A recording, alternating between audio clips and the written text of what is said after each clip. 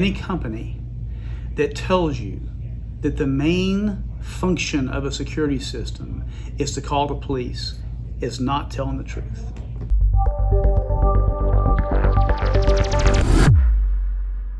So 10 years ago, a security system was much different than it is today. And really even 3 years ago, there's been some advancements in the last 3 years that you should be very excited about.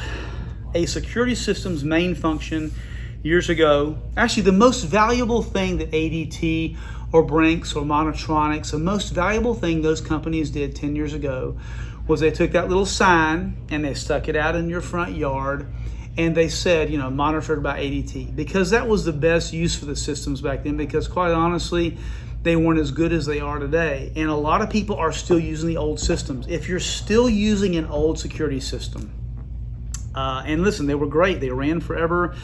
They were hardwired. The replacements on them were fairly inexpensive, but that's all changed now. Thieves have gotten smart. They look at signs. They see how old they are. They understand how monitoring works. They understand if you're living in a rural area that it's not going to call the police fast enough. A lot of them understand how motion sensors work. Like if you have somebody who's a professional thief and they're staking you out, even a neighborhood kid these days, if they know that you don't have the outside deterrence that you need, you're already putting yourself at a huge disadvantage. So even if you're gonna I can't say the word stupid, can I? Even if you're going to buy a system from ADT and get yourself into a 3 to 5 year contract, you need to make sure that you have this, because this is the number one job for a security system. Okay, I'm going to give away the secret to the contest that I put out there. Nobody answered it right.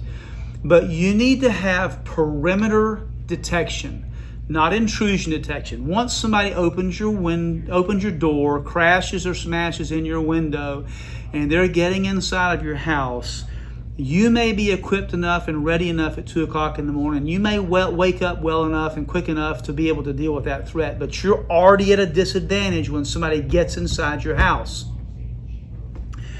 The main thing you want to do is you want to have a deterrent outside of your home or business that addresses that threat the minute that they set foot on your property.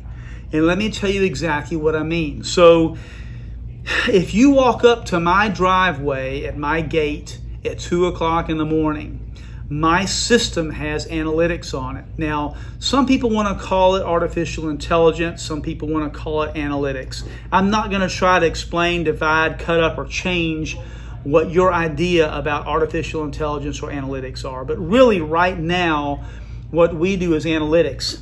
I can set my camera at my gate to know whether or not you're an animal, you're a human, or you're a car. I don't want to know about if you're an animal. I may want to know about if you're a car. Depends on how high profile of a person I am. You and where your camera is. Is it down a driveway? Is it right on the main road?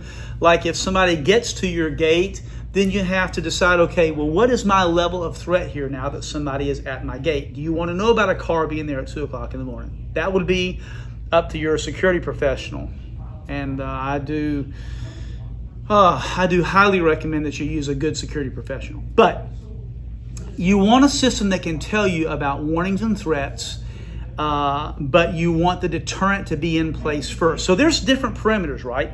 There's a perimeter around an entire amount of property. Like I have one estate's 273 acres. We put lasers all the way around the outside of the property, high profile property. And those lasers, if they're broken, you're able to tell if it's a person or an animal, and then you have an outside perimeter intrusion detection. When you get inside that perimeter, there's another perimeter around some of the fences, and that perimeter is probably 2 or 3 acres, but it's around the homestead itself, right? So we can tell if somebody comes in that perimeter. We can give a notification, be a warning to security professionals on site. We can give a text message, an email, or a picture, send it right to the homeowner.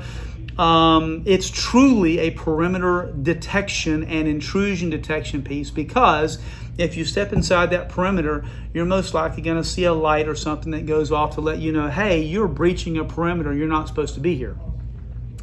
Then there is, in this particular scenario, the place is 273 acres, We also have the perimeter of the home, and on the outside of the home, we have a number of features, including lights that will go off that are very bright, and then they will talk to you. The analytics on the camera knows if you're a person, if you're a dog, if you're a car. We only have it going off if you're around that perimeter that you're a person. And it will literally, if you're wearing a black shirt and black pants, it will say, hey, I see you in the black shirt and I see you in the black pants. Leave now or the police will be called.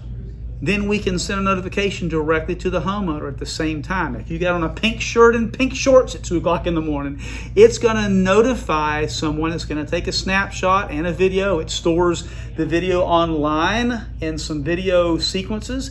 It also stores video on site on an NVR, or we call it a CSVR. So you have video stored in multiple places. So if somebody does breach your perimeter or they get inside your house, they can't, if they hold you hostage, they can't steal your video. That video is stored online and they can't get to it.